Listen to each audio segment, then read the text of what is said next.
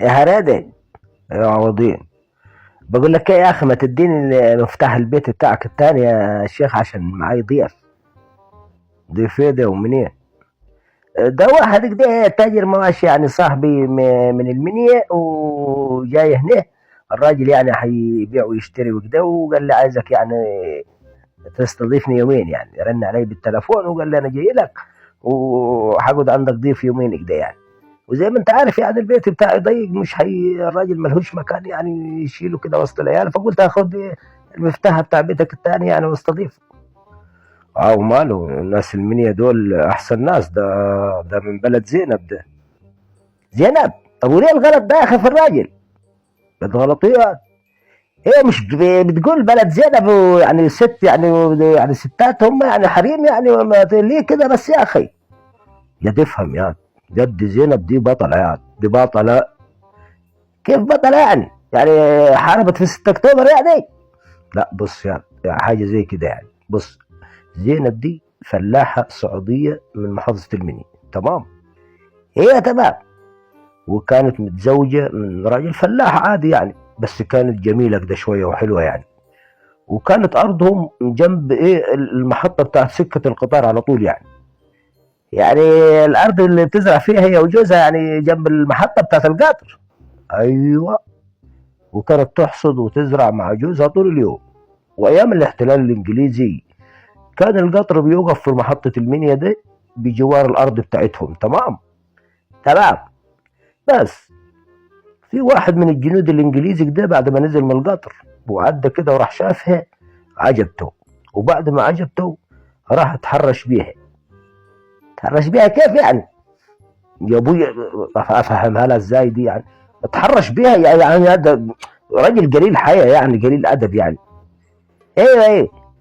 بس بقيت تصرخ بقى وتجري من هنا ومن هنا. راح جوزها طبعا اتدخل ومسك في الجندي الانجليزي ده، فراح الجندي الانجليزي قتله.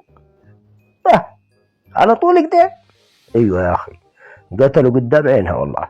بس عملت ايه زينب بقى؟ راحت دفنت جوزها في الارض، وحلفت بايمانات المسلمين كلها ان لازم تاخذ بطار جوزها وتدفن 10 من جنود الانجليز جنبيه.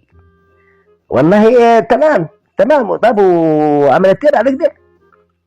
بقيت تنتظر ياد لما القطر يجي كل يوم للمحطة، وتروح توقف جنب المحطة كده وتسحب حد من الجنود الانجليز تغويه يعني وتستدرجه.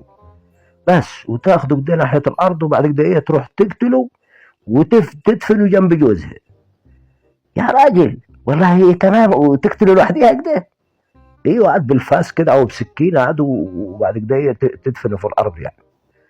ايوه. وبعدين استمرت على الحكايه دي لغايه ما قتلت 29 جندي انجليزي. بس طبعا الانجليز بيجي يستغربوا الجنود دول بيختفوا بيروحوا فين. المهم دوروا من هنا ودوروا من هنا لغايه ما عرفوا ان زينب دي هي اللي بتقتل الجنود الانجليز. وعمل ايه معاها؟ قبضوا عليها وراحوا قطعوا ايديها ورجليها، وبعد كده راحوا قتلوها. لا اله الا الله. والله دي بطلة دي والله. ايوه. وبعد كده طبعا ايه الانجليز منعوا ان هو القطار يوقف في المحطة دي اساسا يعني. والكلام ده كان بيقول لك في شهر مارس، كان يوم 18 مارس. عشان كده المنيا يعني خدت يوم 18 مارس ده عيد قومي للمحافظة. طبعا وبعد كده عشان الدور البطولي ده اللي قامت بيه زينب ضد الاحتلال الانجليزي، القصة بتاعتها انتشرت بقى في مصر كلها. وبقي المصريين يقولوا عن المنيا بلد زينب يعني. ومن يومها المصريين بقي يقولوا عن المنيا بلد زينب، طبعا تخليد لقصتها. لكن مع مرور الوقت يعني وعدم معرفة البعض بقصة زينب دي، كانوا بيقولوها بسخرية يعني. أي شخص كده من المنيا يسخروا منه يقولوا له أنتم من بلد زينب، عشان كده ما كانوش عارفين قصتها. زيك كده أنت ما عرفش قصة زينب، عشان كده زعلت الأول. اي والله يا اخي انا زعلت منك يا ريدي، قلت الراجل بيغلط في الضيف بتاعنا وكده يعني. الله يدور عليك يا ولد عمي. طب هات المفاتيح بقى عشان افتح البيت للراجل اللي جاي من المنيا بلد زينب دي.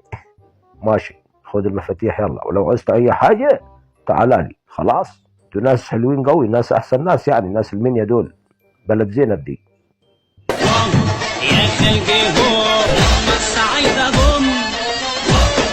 قدروا